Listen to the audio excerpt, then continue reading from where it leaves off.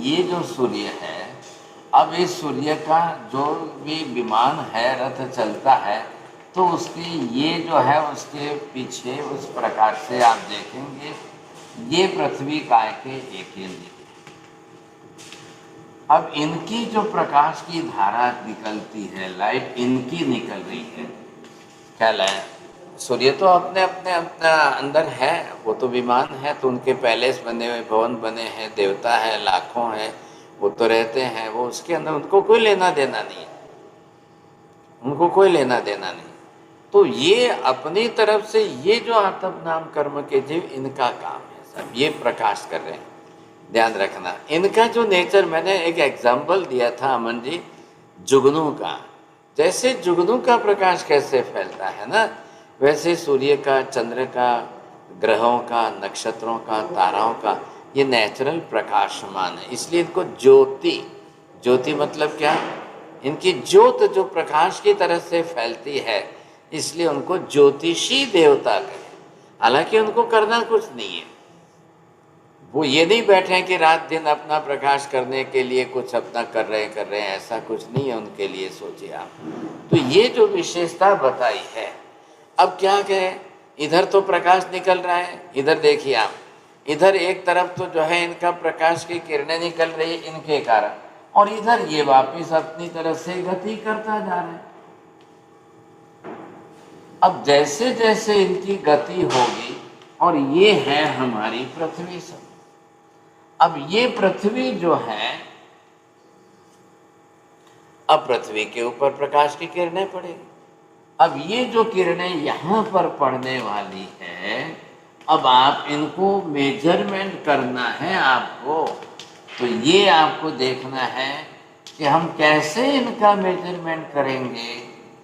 तो यहाँ पर जो हम देखे हैं, हम अपनी तरह से, अब ये हमारे पास क्या बोलते हैं इसको, ये मापन पद्धति जो है, आप पहले मापेंगे फिर गणन पद्धति से गिनेंगे। हाँ, पहले ये देख लो, ये सूर्य है, अब ये इसको गति करनी है, ये आतप नाम कर्म के जीव है, और ये इनकी प्रकाश की किरणें हैं। अब ये जो प्रकाश की किरणें जो है, जिस तरह से ये निकल रही है, अब ये तो इनका काम पूरा हो गया, गति सूर्य को करनी है, आतप नाम कर्म के जीव है, निरंतर प्रकाश की धारा है। अब ये प्रकाश की किरणें पृथ्वी पर आ रही है। अब पृथ्वी पर हमको मापना है। मैं पहले बोल रहा हूँ, पहली बार फिर से सुनिए, सूर्य को काल की व्यवस्था नहीं करनी है, उसको कुछ नहीं करना है, क्योंकि नियति इस प्रकार की है कि निरंतर गति है। ये बात बैठ गई पहले दिमाग में, नियति, what is called that, that is the destiny. What type of destiny, for the rotation, for the movements. अब जिनकी डेस्टिनी ऐसी नहीं है, वो गति नहीं करेंगे, वो अपने स्थान पर रहेंगे, उनके वहां पर भी आतप नाम कर्म के जीव तो है, ये प्रकाश तो फैलेगा ही फैलेगा। इनको भी, इन एकेंद्रीय जीवों को कोई प्रयत्न नहीं करना है, कोई पुरुषार्थ तो नहीं करना है। अब इनका कर्म ये है, अब चलेगा बरोबर। अब ये पृथ्वी पर आ गया, तो ये क्या है, ये नेचर है, जिसको आप नेचर बोलते हो ना, ये नियति का नेचर है, the nature of the destiny. उसमें आप न तो कोई सूर्य की गति रुकने वाली है, परमानेंट है, तो गति का रुकने तो प्रश्न ही नहीं खड़ा होता है। और एक केंद्रीय जीव आतप वाले, ये एक केंद्रीय पृथ्वी का एक जीव है, इनका जन्म मरण होता ही रहेगा, समझे। अब ये इसकी गति भी होने वाली है, इनकी प्रकाश की किरणें आती हैं। अब मनुष्य का काम है, अब आप मापन गणन दो व्यवस्था बैठाइए। अरे ये बात ध्यान में, पहले आप इसको मापने की कोशिश करिए और फिर कैलकुलेशन करिए। नहीं तो आपको ये भी दो शब्द नहीं बैठेंगे, नहीं तो बोलेंगे महाराज डबल डबल शब्द रिपीट के, मापन क्या है, गणन क्या है। ऐसा नहीं है, मापन पद्धति, मेजरमेंट आपको लेना है इस हिसाब से। देखिए ना, जमीन को मापने के लिए हमने भी तो व्यवस्था बैठाई, ये नाउंस दिए, फरलांग नाउन दिया है, किलोमीटर नाउन दिया है, पहले मील नाउन था, उसके पहले हमारे प्राचीन कालों के अंदर योजन नाम था। फिर आपने आपने शायद मेहता जी सुना होगा गाँव, गाँव नाम सुना होगा। ये हमारी नाउन्स जो बनी हुई है, पहली पुरानी प्राचीन काल की संज्ञाएं जो थी कि ये कैसे मापना है, पृथ्वी कैसे मापी जाती है, सब मापना कैसे। चलो ये ठीक है, आज के जमाने के अंग्रेजी शब्द आए, किलोमीटर एंड माइल तो, फरलांग तो क्या लगेगा। तो क्या उस समय पहले प्राचीन काल में नहीं आते थे? अंग्रेज लोग आए हिंदुस्तान में 200 साल से, उनकी अंग्रेजी पद्धति के पहले हमारे पास कोई पद्धति नहीं थी क्या? सब थी, बरोबर थे, चलती थी पद्धति, हजारों साल से चलती थी, लाखों साल से।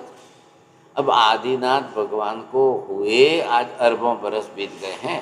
तब तो ये जो विशेषता जो बताई है, ऐसी मापन पद्धति, अब हम मापेंगे कैसे साहब, कैसे मापना?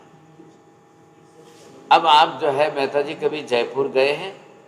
आप लोगों में से कोई जयपुर गए हो, वह जंतर मंतर की घड़ी देखी है, छाया घड़ी देखी है, या दिल्ली में गए हो वहां पर भी तो देखी है। तो पुराने काल के अंदर, प्राचीन काल के अंदर इसी सूर्य की गति से जो है अब वो मापते थे वहां पर। जैसे, या एक काम करिए, आज आपके घर में टेरेस पर जाकर के एक स्टिक खड़ी कर दो, बरोबर है? आप एक स्टिक खड़ी करिए साहब, ये मैं आपको जैसे प्रयोग करने के लिए बता रहा हूं। अब ये जो है एक स्टिक आपने ये खड़ी कर दी, ये सर। अब जैसे सूर्य की गति होगी तो ये प्रकाश, अब इसके ऊपर प्रकाश पड़ेगा तो ये इधर इसकी छाया पड़ेगी। अब ये जो है यहां पर आप मेजरमेंट कर लो सर। एक दिन तो 24 घंटे का होता है, अब 24 जो है जमीन के ऊपर बरोबर 1 घंटे के डिस्टेंस से आप लिख करके रखिए, 60 करके, 60 के बाद एक, 60 मिनट्स का एक, 60 मिनट का दूसरा, और फिर ये स्टिक खड़ी की है तो जो सूर्य की प्रकाश किरणें स्टिक पर आएगी और उसके शेडो जो पड़ेगी, अब वो शेडो आप गिनते जाइए, 1-2 दिन निकाल करके बैठिए सामने, देखिए। अब ये जो सूर्य के जो शेडो पड़ेगा ना यहाँ पर इसका, अब यहाँ पर आया, फिर वापिस यहाँ पर आएगा, फिर वापिस यहाँ पर आएगा, फिर वापिस यहाँ पर आएगा। अब ये जो है जिस तरह से, अब आपको ये क्या देखना है, ये हो गया मापन पद्धति, ये आपको मापना है। आप चले जाओ जयपुर में, आप देख लो, आप चले जाओ दिल्ली में देख लो, आपको पता चल जाएगा, समझेंगे। ये प्राचीन काल में इसी तरह से इतना एक्यूरेट होता था और बरोबर गिनती करके। उसके अंदर ज्योतिषी लोग जो मुहूर्त निकालते ना, तो उसको नाम दिया था उन्होंने छाया लग्न। आपने शायद सुना होगा किसी ने मुहूर्त में छाया मुहूर्त, छाया लग्न का मुहूर्त देते थे। उनकी लैंग्वेज में वो इस तरह से बोलते थे। हजारों साल से ये चल रही है। ये आधुनिक घड़ियां तो कब से बनी है, कितना हिस्ट्री है इसका तो ये प्राचीन काल में इस तरह से लोग घड़ी बनाते थे, अपनी सब जगह से चलता था, समझे। अब हजारों साल से सूर्योदय होता है, सूर्यास्त होता है, तो लाखों वर्षों पहले नवकार्षी करते थे। पचखांड तो आज भी वही चल रहा है ना, नवकार्षी का मतलब सूर्योदय से 48 मिनट। अब वो सूर्योदय से 48 मिनट कैसे गिनते थे? अब वो सनसेट का पॉइंट कहाँ से बताते थे? और वो अब कैलकुलेशन करके किस तारीख को एक्लिप्स ग्रहण आएगा, सूर्य ग्रहण कब आएगा, चंद्र ग्रहण कब आएगा, ये गणित का, गणने का काल है। आज भी मैं आपको ये बताऊं, चोरडिया जी हैरान हो जाओगे, 100 साल का कैलेंडर बन गया है। भविष्य के 100 साल का कैलेंडर आज तैयार है। आपको चाहिए मैं एड्रेस देता हूं, मंगा लो। तो उन्होंने कैसे बनाया है? Due to only the calculation. तो ये बरोबर चलेगा साहब। आज की जो डेट है 7 जून को सूर्य का उदय कितने बजे हुआ है और किस क्षेत्र में कितने बजे हुआ है, आप नेक्स्ट ईयर भी देखना उसी क्षेत्र में उतने ही बजे होगा। फिर उसके तीसरे बरस, फिर चौथे बरस, फिर पांचवें बरस, फिर 10वें बरस। सूर्य जी आप अपनी लाइफ में पूरी तरह से देखते रहना, देखते। आप कलकत्ता में हो, ये मेहता जी बम्बई में है, आप बरोबर जो है देखते रहना। 7 जून का सूर्योदय और आज का डेट टाइम फिक्स करके लिख के रख दो। आप अगले साल फिर 7 जून, फिर उसके बाद के 7 जून, फिर उसके तीसरे साल के 7 जून, आप 100 साल तक गिनती करते रहो। 7 जून का सूर्योदय ठीक उसी कैलकुलेशन पर ही होगा। There will be no change at all. सब अपने अपने क्षेत्रों में करिए, जो जहां पर है, जो जिस क्षेत्र में। नरेंद्र जी चेन्नई में है, मेहता जी बम्बई में है, नवीन भाई आप कहाँ यूएस में हो, जो जहां पर हो वो अपने अपने हिसाब से जो कैलकुलेशन आता है वो फिक्स लिखिए। मतलब कहने का मतलब क्या हुआ, एक ही सूर्य ऐसा है कि इतनी एक्यूरेसी की गति इसी की है और किसी की नहीं है। हाँ, सूर्य के ऊपर जो देवता विकिर रहते हैं ज्योतिषी मंडल के, उनके लिए वहां कुछ भी व्यवस्था नहीं है। अरे ये बात समझ में आपको,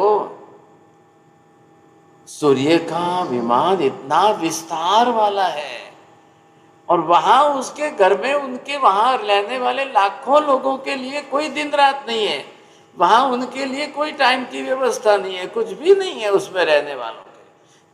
चंद्र पर रहने वालों के लिए कोई व्यवस्था नहीं। मेहरबानी करके आज के जो नील आर्मस्ट्रॉन्ग गया उसको चंद्र मान करके वहां मत बात पकड़ लेना, नहीं तो बोलोगे वहां तो मिट्टी है, कुछ नहीं है, कंकड़ लेके आए, पत्थर लेकर आए। वो हम अभी उस विषय में नहीं जा रहे हैं। सूर्य ज्योतिषी मंडल का देव है, चंद्र ज्योतिषी मंडल का देव है, ग्रह नक्षत्र तारा सब, और वहाँ करोड़ों की संख्या में देवता रहते हैं। उनका अपना जीवन है, वहाँ दिन रात नहीं होता है, वहाँ सूर्योदय नहीं होता है, वहाँ सूर्यास्त नहीं होता है। उनको नवकाशी करनी नहीं है, उनको चौविहार करना नहीं है, वो तो देवता है ना भाई साहब। आप पहले बात समझिए थोड़ी ध्यान से। ये जो सूर्य के नीचे, उसके नीचे आतप नाम कर्म के जीव एक केंद्रीय है, ये उनका प्रकाश हमारी धरती पर आ रहा है, उनका प्रकाश उनके सूर्य में नहीं जा रहा है। अब आप चोरडिया जी जब जाएंगे ना सूर्य पर, तब वहां देखेंगे, तब पता चलेगा आपको। वहां जाकर के देखोगे तब क्या है। तो उनके वहां तो कोई व्यवस्था नहीं, वहां कोई दिन रात नहीं, वहां कोई सूर्य चंद्र का प्रकाश नहीं है, कुछ नहीं है साहब। उनको अपने हिसाब से जो प्रकाश की व्यवस्था करनी है वो करो भाई, आप जानो। ये तो उनके नीचे का प्रकाश उनके अंदर तो नहीं जाएगा, ये नीचे के प्रकाश की किरणें तो नीचे उतरेगी, वो हमारी धरती पर आ रहा है, हमारी धरती पर आ रहा है। अब आप बोलो डेस्टिनी, ऐसी क्या डेस्टिनी, ऐसी क्या डेस्टिनी है कि वो गति करता है। मैं आपको पूछता हूँ चोरडिया जी, लकड़ा पानी पर क्यों तैरता है? हजारों साल पहले तैरता था, लाखों साल पहले तैरता था, आज भी तैर रहा है। भविष्य में क्या डूब जाएगा क्या? लाखों साल के भविष्य के बाद भी लकड़ा तो पानी पर तैरने ही वाला है। हाँ, अब आप उसमें प्रक्रिया कर लो कि नीचे पत्थर लगाकर तार बांध दो तो वो डूब जाएगा, वो बात अलग है। ख्याल है? तो तैरने ही वाला है। नौका बना रही तो नौका तैरेगी साहब। आपने डिश ले ली, भले पानी पर इसकी लकड़े की नहीं है, लोहे की है, तो भी तैरेगी वो। तो क्यों नहीं तैरेगी साहब? निरंतर तैरती रहेगी। अब तैरती रहेगी तो जब समुद्र के अंदर लहरें आएगी, जब समुद्र की लहरों की गति होगी, तो ऊपर का लकड़ा तैरता हुआ कहाँ जाएगा? उसकी भी गति होगी कि नहीं होगी? फिर आप ये मत बोलना कौन चला रहा है, कौन गति करा रहा है, कैसे हो रहा है, क्या हो रहा है, ये सब बातें छोड़िए। आप नेचर को समझिए, डेस्टिनी को समझिए साहब, पहली बात ये है। अब ये जो है इसकी अखंड गति, इसलिए मैंने आपको बोला 100 साल का कैलकुलेशन। अब आप इसकी गति की फिक्स स्थिति को लेकर के हमेशा कैलकुलेशन करिए, बरोबर गणित निकलता जाएगा। सभी इसी नियम पर तो सभी पंचांग बना रहे हैं। बम्बई के अंदर फोर्ट में जहां पर ऑफिस है वहां है जन्मभूमि की ऑफिस। जन्मभूमि वाले वो अपना एक सेक्शन उन्होंने ज्योतिष का बनाया है, तो वो वहाँ पर हर साल कैलेंडर पंचांग जिसको बोलते हैं हिंदी लैंग्वेज में, वो पंचांग बनाते हैं। वो पूरे साल भर का, 2 साल का, 1.5 साल का अपनी तरह से कैलकुलेशन करके देते हैं। अब वो तो देखने नहीं गए, अब वो कैलकुलेशन करके देंगे, बोलेंगे आपको कि सूर्य ग्रहण इस तारीख को आएगा, चंद्र ग्रहण इस तारीख को होगा, ऐसा ग्रहण होगा, ऐसा ग्रहण होगा। ये 100 साल के पंचांग कैलेंडर के अंदर कब ग्रहण होगा, कब कैसा होगा, सब साथ में लिख दिया है। अब आप ये सोचेगा कि उनको केवल ज्ञान हुआ है कि अरे भाई साहब, इसमें केवल ज्ञान की जरूर नहीं है, ये कैलकुलेशन का ज्ञान चल रहा है। इसमें तो गणित करना है, आपको बस मापना है, गणित करना है। अब ये जो चक्कर चल रहा है, अब हम इसके अंदर मापेंगे। चलो अब ध्यान से सब जने जो है बरोबर लिखते जाना, कैसे हम कैलकुलेशन करेंगे। ये गणित तो आपका फिक्स हो गया था। अब इसके अंदर हमने क्या बताया पहले कल, कालाणु। तो काल के वो अणु तो कोई है नहीं, पुद्गल परमाणु है। पुद्गल परमाणु के जैसे कोई काल के अणु नहीं है। अब ये जो रेज यहाँ पर पड़ी और इसके हिसाब से जब आपने आपते जाओगे, एक बात अमन जी आपने जो नहीं बताई समरी के अंदर, जो मैंने कहा था कि आंख की पलक में बंद होते खुलते हुए कितने समय हो रहे हैं, तो वो जो समय की बात निकलती रही। अब इसको हमें क्या करना है, ये मापन तो हमने कर लिया, अब इसको गणन मतलब क्या है, अब गणन पद्धति जो है,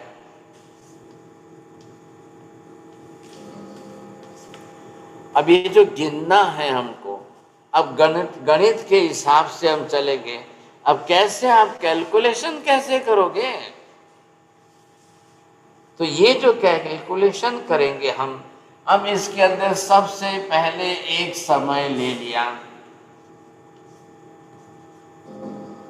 आ गई बात। पहले इस एक समय को हमने क्या नाम दिया है बोलिए। तो मैं अगर ये लिख दूं,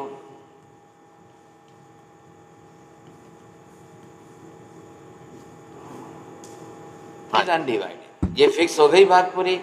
अविभाज्य बोलिए, निर्विभाज्य बोलिए, जो बोलना है बोलिए, समझे कि नहीं। अब हमने ये भी तो आपको कहा था कि चलो ये तो एक समय, अब आपने इनका ग्रुप करके ये संख्या ले ली हमने, असंख्य समय।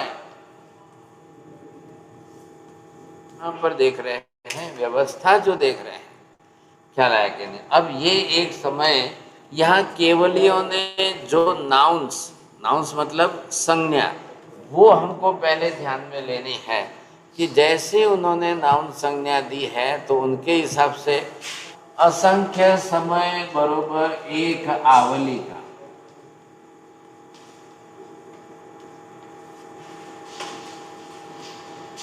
ये जो है आप पहले ओरिजिनल शब्द लिखे, महावीर स्वामी के जो शब्द हैं वो उनकी लैंग्वेज के ओरिजिनल वर्ड्स हैं।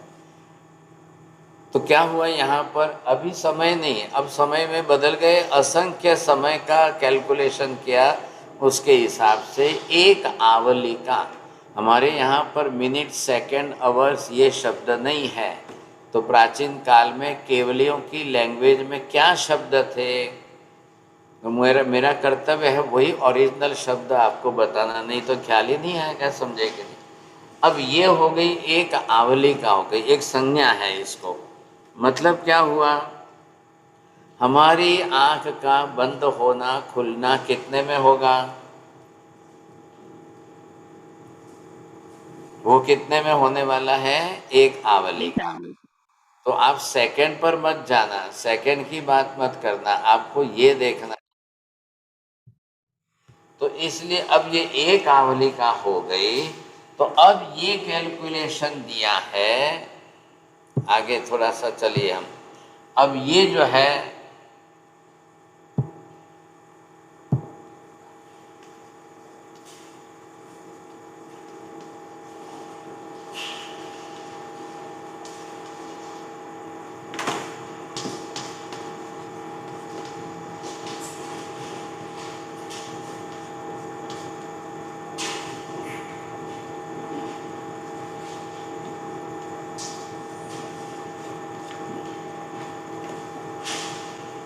अब 256 आवलिका 256 आवलिका बरोबर निगोद के जीव का एक जन्म होगा।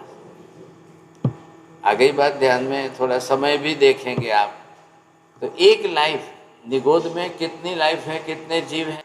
एक गोले में अनंत जीव है। इधर देखिए चौड़िया जी, अब उनका लाइफ स्पान कितना है? 256 आवलिका। बस। 256 आवलिका। हाँ जी, ये इनका। अब उसी गोले में, ये गोला जो है, अब इस गोले में अनंत जीव है। अब इस गोले में जो अनंत जीव है, इनकी लाइफ कितनी हो गई? इतने टाइम की उनकी लाइफ हो गई। उनका आयुष्य, उनका जीवन, प्रवीण जी आप ये सोचिए कि आपकी लाइफ 80 बरस की है, 90 बरस की है, क्या लाइक जिसकी जितनी हो, आप उस हिसाब से ये निगोद के अंदर गोले में जितने जीव हैं उनकी लाइफ 256 आवलिका की। अब आप क्या करो, मेरी बात ध्यान से सुनिए मेहता जी।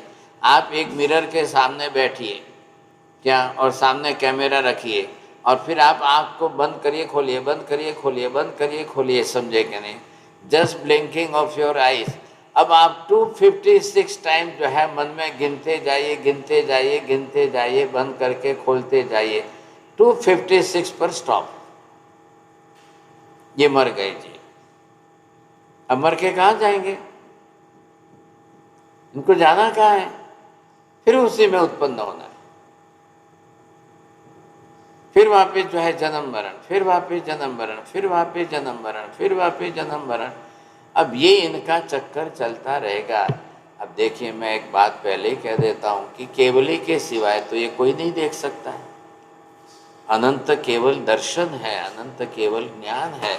अब उन्होंने देख करके ये बताया आपको। इसको कहते हैं, क्या कहते हैं साहब? छोटे से छोटा भाव।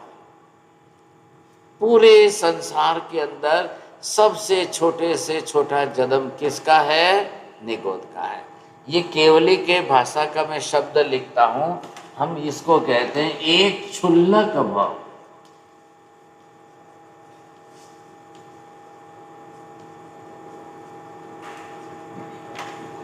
क्षुल्लक मतलब क्या हुआ? हमारी लैंग्वेज में जिसको बोले छोटे से छोटा, बस। अब इससे छोटा किसी का नहीं होता है।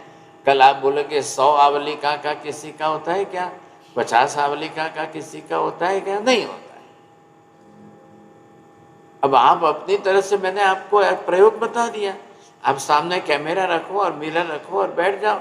आप 256 बार आवलिका, आँख बंद करो खोलो, आँख बंद करो खोलो, आँख बंद करो खोलो, आँख बंद करो खोलो, आँख बंद करो खोलो। इतना उसका लाइफ स्पान है निगोद में। वो जन्मेगा मरेगा, जन्मेगा मरेगा, जन्मेगा मरेगा। लेकिन अब आप कर्म शास्त्र भी सुन रहे हो, इतने में उसको आयुष्य भी बांधना है, सातों कर्म भी बांधना है, सभी कर्म बांध करके शरीर भी बनाना है। एक साथ में असंख्य अनंत को मिल करके एक शरीर बनाएंगे। पूरी दुनिया उनकी चल रही है सर, पूरा संसार उनका। अब उनके कर्म के हिसाब से अब हम तो देख नहीं पा रहे, हम तो वहाँ तक पहुँच नहीं पा रहे, हमारा तो इतना विजन भी नहीं है सर। चल तो रहा है ना, उनका भी जीवन तो है। ये बात मैं आपको कर रहा हूँ। अब ऐसे करके अगर जो चलता रहेगा, अब इसके हिसाब से अगर आप गिनती करो, कैलकुलेशन करते जाओ। अब ये कैलकुलेशन आपको समझ में आना चाहिए। अब मैं इसके आगे यहाँ से लिख रहा हूँ, तो ये क्या हुआ, इनके कितने जन्म होंगे? अब ये जो है 17/17.5 ऐसे भाव। फिर वापिस आप गड़बड़ न करो, क्षुल्लक भाव।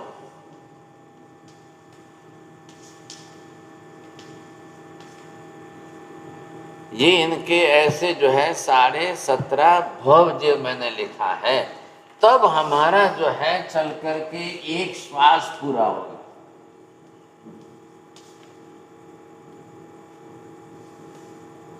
हमारा एक श्वास, श्वास का मतलब क्या है? लेना छोड़ना दोनों, ध्यान रखना।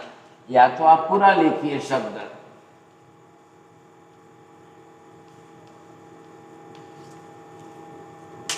जो श्वासोश्वास चल रहे हैं, हमारे श्वासोश्वास के चलने के लिए गणित कर लो आप।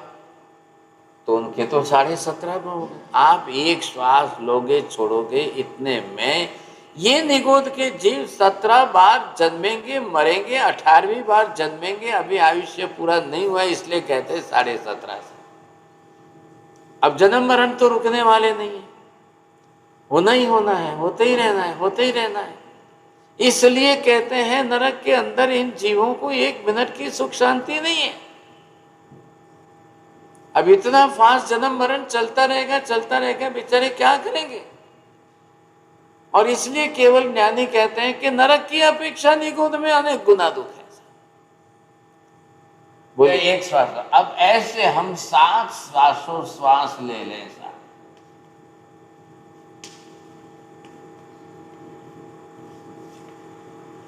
अब ध्यान रखिए, 7 श्वासोश्वास अगर ऐसे हम कर लेते हैं तो फिर जाकर के उसको संज्ञा दी है एक स्तोक। ये केवलियों की संज्ञा है, इज इक्वल टू बता रहे हैं, एक स्तोक शब्द दिया है, इतना लेवल बता रहे हैं वो, समझे कि नहीं। अब आप ये सोचिए कि ऐसे हम 7 स्तोक कर लें। ये 7 स्तोक का समय अगर हम कर लेते हैं तो चल करके इन्होंने इसको एक संज्ञा दी है, एक लव ऐसी संज्ञा दी है। ये संज्ञा है, इधर पे वो इंग्लिश का LOVE मत कर देना, यहाँ पर एक संज्ञा केवलियों के द्वारा ये दी गई है। तुम अब आप इसका कैलकुलेशन करिए। अब ये जो है आ रहे हैं इस तरह से। अब ये कैलकुलेशन अगर हम करते हैं तो इसको कहेंगे हम हमारी भाषा के अंदर,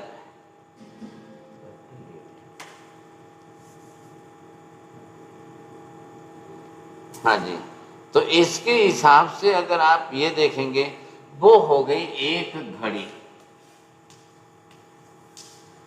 ये आज की एक घड़ी हमारे हिसाब से 24 मिनट, हमारे हिसाब से आज के हिसाब से करें तो 24 मिनट, 24 मिनट को हम एक घड़ी कहते हैं। चल है, अब ऐसे अगर आप ये करो कि भाई हमको हिसाब करना है तो ये 2 घड़ी अगर हम आप कर लेते हैं, ये 2 घड़ी बराबर एक अंतर मुहूर्त।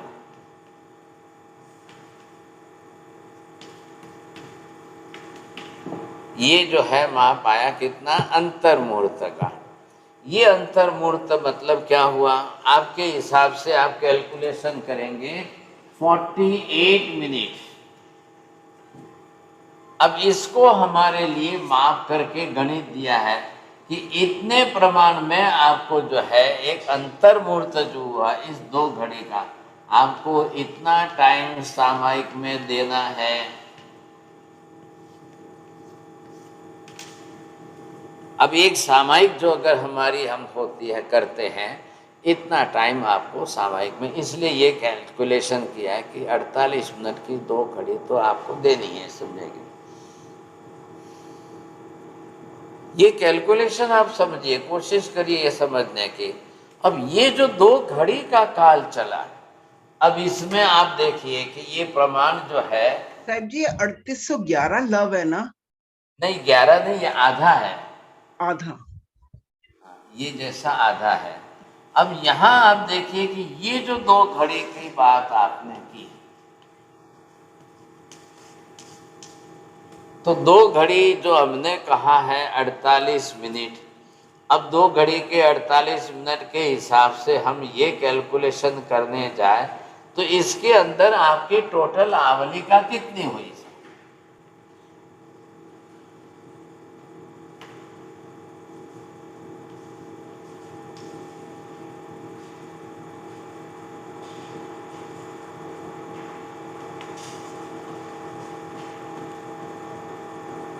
ये आवलिका इतनी आवलिका हुई। आपने 48 मिनट की एक सामयिक की तो इतनी आवलिकाएं हुई। जो आज सेकंड का शब्द हमारे प्रचलित भाषा में व्यवहार में है, वो उस काल के अंदर महावीर स्वामी के समय में आवलिका के नाम से चल रहा था। लेकिन आज सेकंड जो है वो तो आवलिका से 1000 गुना बड़ा शब्द है।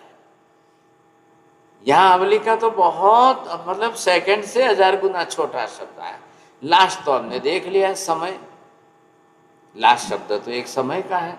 अब ये गणित अगर आप करने बैठे तो आपको ये आएगा कि भाई इतने काल के अंदर, अब आप इतने से काल में श्वासोश्वास कितने करेंगे साहब?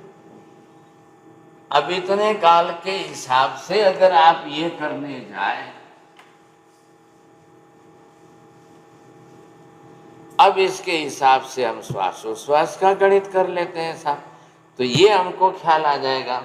अब इतने हिसाब से आवलिका के अंदर ये जितना काल हुआ, इसमें 3700,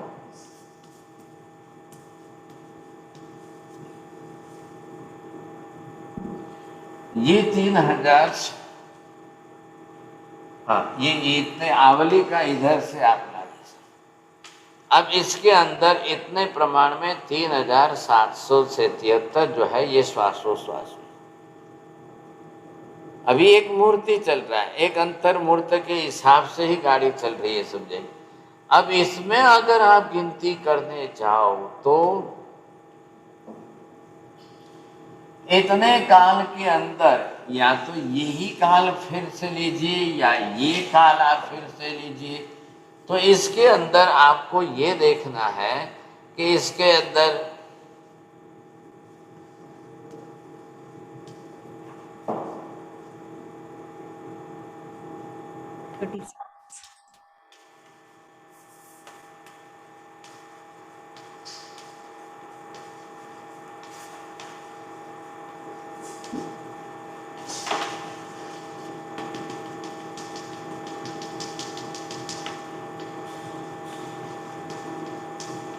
आवाज नहीं आ रही है। आज बोल रहा हूँ, ये जो है आपने क्या देखा, अब इतनी आवलिका की 2 घड़ी की एक सामायिक हुई। आपकी लैंग्वेज में समझिए, आप एक सामायिक करो इतनी देर में, इतने श्वासोश्वास का प्रमाण, इतने भव निगोद के गोले में जीव जन्मेंगे मरेंगे, जन्मेंगे मरेंगे। अब आप 256 से इसको डिवाइड कर लो, बात तो वही आएगी। अब आप इसको डिवाइड कर लो, समझे कि नहीं। ये फिगर जो है, अब ये फिगर 200, ये 56 के हिसाब से आप इसको डिवाइड करके देख लो, तो जा करके आपको ये फिगर मिल जाएगा। सोचिए आप नवीन भाई, 2 घड़ी की सामायिक करना हमारे लिए कितनी इम्पोर्टेंट बात होगी साहब, कितनी बड़ी बात है साहब। 1-2 घड़ी की सामायिक करने से 48 मिनट में आप सावज्जम जोगम पचखामी, मैं सावध्य जीव विराधना की प्रवृत्ति का सर्वथा त्याग करता हूँ, न करेमी न कारवेमी तस्सबन्ते पडिक्मामी निंदामी गरिहामी अप्पानम वो सिरामी। कितनी हमारे केवल ज्ञानियों ने क्या कैलकुलेशन दिया है साहब। अब आज आप बोलोगे महाराज साहब क्या ये भगवान महावीर स्वामी ने गलती की, 48 मिनट इसका क्या मीनिंग है? अरे सीधे 1 कलाक बोल लेना तो 1 कलाक बैठ जाते, 1 कलाक का। अब उस समय 1 कलाक का टाइम नहीं था, 2-2 घड़ी अंतर मुहूर्त का ही काल चल रहा है। अंतर मुहूर्त काल की व्यवस्था ध्यान रखिए। किसी को भी केवल ज्ञान होगा तो अंतर मुहूर्त में होगा, कोई मोक्ष में जाएगा तो अंतर मुहूर्त के काल में जाएगा, किसी का ग्रंथि भेद होगा तो अंतर मुहूर्त के काल में जाएगा। आई बात समझ में? अगर कोई क्षपक श्रेणी आरूढ़ करके काल के हिसाब से चले तो केवल ज्ञान प्राप्त होने में अंतर मुहूर्त का काल लगेगा। क्षपक श्रेणी कहाँ शुरू करेगा? 8वें गुण स्थान से, और उसको केवल ज्ञान प्राप्त करने में अंतर मुहूर्त लग सकता है। बस मरुदेवा माता ने केवल ज्ञान भी प्राप्त किया और आयुष्य पूरा भी हो गया और मोक्ष में चले गए, सारा काम अंतर मुहूर्त में हो गया। अब अंतर मुहूर्त किसी का 48 मिनट हो, किसी का 40 मिनट हो, किसी का 30 मिनट हो, किसी का, वो इसलिए एक जनरल टाइम दिया जाता है, समझे, अंतर मुहूर्त। तो उसमें कम ज़्यादा जो भी समय लगेगा उस हिसाब से होगा।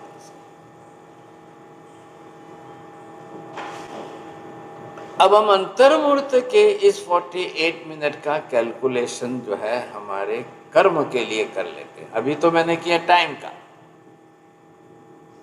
ये तो काल की गणना चल रही है।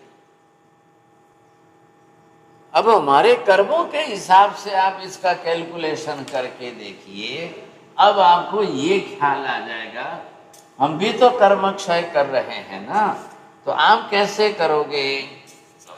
अब ये 8 कर्म है साहब, बरोबर है। अब 8 कर्मों के हिसाब से आप बरोबर इसको 48 मिनट से डिवाइड करिए, कितने आएंगे।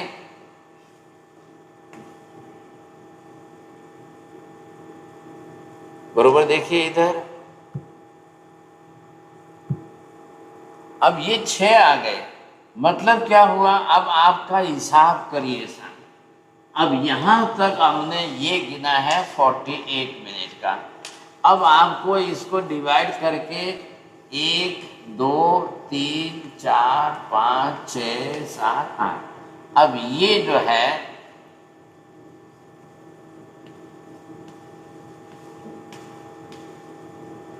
ये हमने 8 कर्म लिखे था। 8 कर्म में फटाफट जल्दी से प्रीतिबेन नाम बोलिए, क्या नाम लिखूं। मोहन, ज्ञानावर्णीय, दर्शनावर्णीय, मोहनीय, अंतराय एंड नाम कर्म, गोत्र, गोत्र, आयुष, आयुष एंड वेदनीय। हाँ, ये अब ये गणित जो है, तो आपने इधर 6 मिनट लगाए, इधर 6 मिनट लगाइए, इधर 6 मिनट लगाइए। अब आप अपने हिसाब से जो है करते जाओ करते जाओ।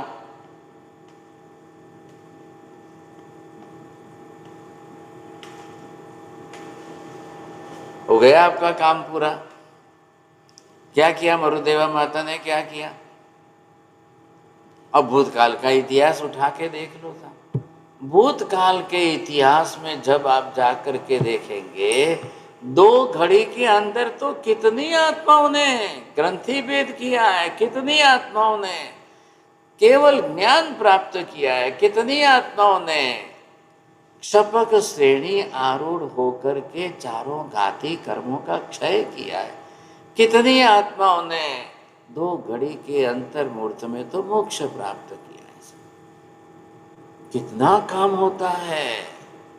अब आप बोलिए 48 मिनट रखनी चाहिए कि 1 आवर रखना चाहिए कि 60 मिनट रखनी चाहिए कि 50 मिनट रखनी चाहिए।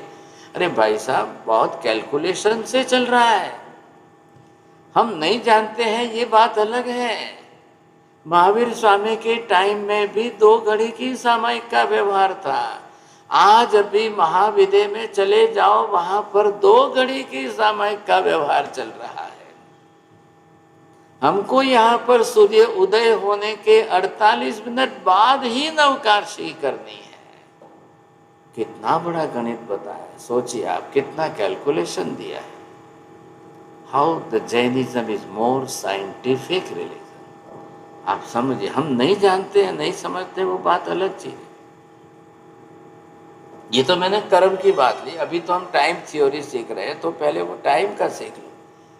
अब उसके अंदर ये सब बातें आएगी समझे, तब हम इसका रहस्य खोलेंगे। अब एक ही कर्म है, हम कैसे कर्म क्षय करेंगे, कितना आखिर मरुदेवा माता ने किया। अब अंतर्मूर्त के अंदर का भाग है। अंतर्मूर्त मैक्सिमम लास्ट कितना टाइम आया, 48 मिनट। अब मीडियम काल कितना आएगा, मिनिमम काल कितना जाएगा, वो हिसाब कर लो आप। अब इसको कहते हैं अंतर्मुहूर्त। अब ये जो अंतर्मुहूर्त है, अब आप इसको 3 विभाग में डिवाइड करिए। ये इसको बोलते हैं जघन्य, ये सेकंड जो है इसको मध्यम बोलेंगे, और ये थर्ड जो है इसको उत्कृष्ट बोलेंगे। ये तीनों हो गए। इधर देखिए आप, ध्यान दीजिए आप, तो 48 मिनट जो है, ये 48 मिनट जो है इसका आ गया। अब 48 से कम क्या, और जगन्य से, तो ये बीच का जो आएगा, अब किसी का 15, किसी का 20, किसी का 30, किसी का 40, अब आप जो जिसका आए जितना, और ये हमारा मिनिमम हो जाएगा साहब। तो एक जगन्य से लेकर के 9 समय तक, समय ध्यान रखना, इधर मैं समय लिखता हूं। अब आपने कैलकुलेशन तो कर ही लिया है, समय का गणित तो हमने निकाल ही लिया है। अब ये देखिए, ये जो आयुष 8 कर्म चल रहे हैं, इधर देखिए आप, अब ये कर्म क्षय हो तो या नया कर्म बंधे, तो जब बंधेगा तब, अब मान लो आयुष्य कर्म का बंद हो जाए तो जब होगा तब अंतर्मुहूर्त में होगा। अब अंतर्मुहूर्त के 48 मिनट में हमारे विचार, हमारे परिणाम उस समय कैसे होंगे? राग के होंगे, द्वेष के होंगे, क्लेश के होंगे, शांति के होंगे, समता के होंगे, किसके होंगे भाई साहब? कैसे परिणाम होंगे, किस प्रकार के होंगे, उस हिसाब से वैसा बंधेगा। अब किसी को सदगति का आयुष्य बंधेगा, किसी को और दुर्गति का आयुष्य बंधेगा, किसको कैसा आयुष्य बंधेगा, अब ये तो सबके अपने अपने परिणाम विचार पर है, सबका अपना अपना हिसाब है। हमने मरुदेवा माता को देखो, तो मरुदेवा माता को इसमें से मध्यम भाग में से 20-30 मिनट ही देख लो। अब ये 20-30 मिनट समझना है हमको, कैसे समझे आप ये सोचिए। आज मरुदेवा माता, अब थोड़ा सा ध्यान देना, 1 मिनट आपको। तो ये जो है यहाँ पर मरुदेवा माता, ये मैं उनका लिख रहा हूँ, ये हाथी पर बैठे हैं, अब ये चलने लगे। इधर देखिए, आप ध्यान से देखना। अब हमने ये मान लिया कि अब उनका टाइम जो है ये 30 मिनट का मान लिया। अब 30 मिनट में यहाँ तक आते आते उनको जो है ये समझिए 15 मिनट बीत गई। अब कितनी बची है? अब 15 बची। यहाँ पर मरुदेवा माता को केवल ज्ञान हो गया। यहां से अभी हाथी पर बैठ करके रवाना हुए, और ये जो अन्यत्व भावना और क्षपक श्रेणी और फिर कर्म निर्जरा और 4 घाती कर्मों का क्षय, और वो होते यहाँ आते उनको केवल ज्ञान। थोड़ा ध्यान से देखिए, इधर देखिए, अब बचे कितने हैं? अब ये उनको जो है 5, 5, 5, ये 15 मिनट। अब ये 15 मिनट पूरी होते यहाँ आयुष्य समाप्त हो गए।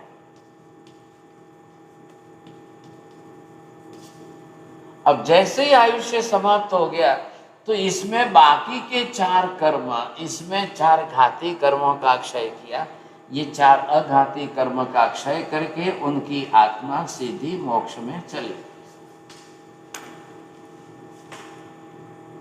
अरे ये बात समझ में? अब मुझे आप ये बताइए इलाबेन जी कि अब 15 मिनट में वो कहाँ जाए साहब? साड़ी बदलने जाए, ड्रेस बदलने जाए, दीक्षा लेने जाए, किसके पास पहुँचे? ओघा मुपत्ति जो है वो बोलो आप, नहीं नहीं नहीं, ओघा मुपत्ति तो लिया नहीं था, उन्होंने तो लाल साड़ी पहनी थी। अब मैं क्या करूं भाई साहब? बोले अब आप लाल पीली देखते रहोगे। अब उनके 15 मिनट है, 15 मिनट के अंदर आप लोगों को मैं पूछता हूं साहब, कानन बहन, आप 15 मिनट में साड़ी पहन के आ सकते हो? खैर ये तो साड़ी वाले नहीं है, चलो कौन पहनने वाला? हंसा बहन तो है। कोई 15 मिनट के अंदर किसी भी लेडीज को बोलो कि आप ड्रेस पहन के तैयार होकर के नीचे आके टैक्सी में बैठ जाओ। अब ये कहाँ जाएंगे कहाँ? और इधर केवल ज्ञान हो गया है। अब वो साड़ी देखेंगे, क्या देखेंगे? और जैसे ही इधर देखिए, आप पहले ध्यान से देखिए, जैसे ही केवल ज्ञान हो गया फटाफट उन्होंने करेमी बनते सामायम सवम सावजम जोगम पचखामी। अब केवल ज्ञान होने के बाद उनको मालूम पड़ता है कि नहीं पड़ता है कि मेरा आयुष्य 15 मिनट बाकी है? केवल ज्ञान में कुछ बाकी रहता है क्या? आप कोई जवाब भी नहीं दे रहे उसमें। अब उसमें इसमें नहीं क्या, महाराज। केवल ज्ञान होने के बाद पूरा जगत दिख रहा है, पूरा लोक अलौक सब दिख रहा है, तो अपने 15 मिनट का आयुष्य उनको नहीं दिख रहा है। अब वो किसको बोलेंगे साहब? अब उस समय फास्ट जमाना, गाड़ी की, प्लेन का जमाना था क्या? अपने बेटे भरत जी सामने आगे बैठे हुए हैं, हाथी पर भरत जी आगे बैठे हुए हैं। अब भरत जी को भेजेंगे कि जा बेटा जल्दी जा, जल्दी जा, साड़ी लेके आ, वाइट ड्रेस लेके आ, कपड़ा लेके आ, क्या करेंगे, क्या भेजेंगे? Not possible at all. उन्होंने फटाक से यहाँ करेमी बनते के पचखान उतर लिए, 2 मिनट लगी, अब 13 मिनट बची है। अब वो मेडिटेशन में स्थिर हो गए शांति से। हाथी चल रहा है, उनको हाथी से तो कोई मतलब ही नहीं है, वो तो अपने ध्यान में स्थिर हो गए। अब बचे लास्ट की 2 मिनट में उन्होंने 4 अघाती कर्म क्षय कर लिए, और लास्ट मोमेंट में आयुष्य कर्म पूरा हो गया, आत्मा शरीर छोड़ करके निकल के मोक्ष में चले गए। आप लोगों ने बात पकड़ ली, मरुदेवा माता ने तो दीक्षा नहीं ली थी, हम भी दीक्षा नहीं लेंगे, हम भी ऐसे ही लाल साड़ी में ही मोक्ष में जाएंगे। वाह भाई वाह, क्या कमाल की बात कर रहे हैं आप लोग। नहीं नहीं महाराज साहब, हमारे लिए तो एक मरुदेवा माता, as a ladies, as a she was also mothers, as a ladies, हमारे लिए तो एक बहुत बड़ा चांस मिल गया साहब। ये इला बहन तो खुश हो गए, वाह भाई वाह, हम तो घर बैठे ही मोक्ष में जाएंगे, हम तो घर बैठे।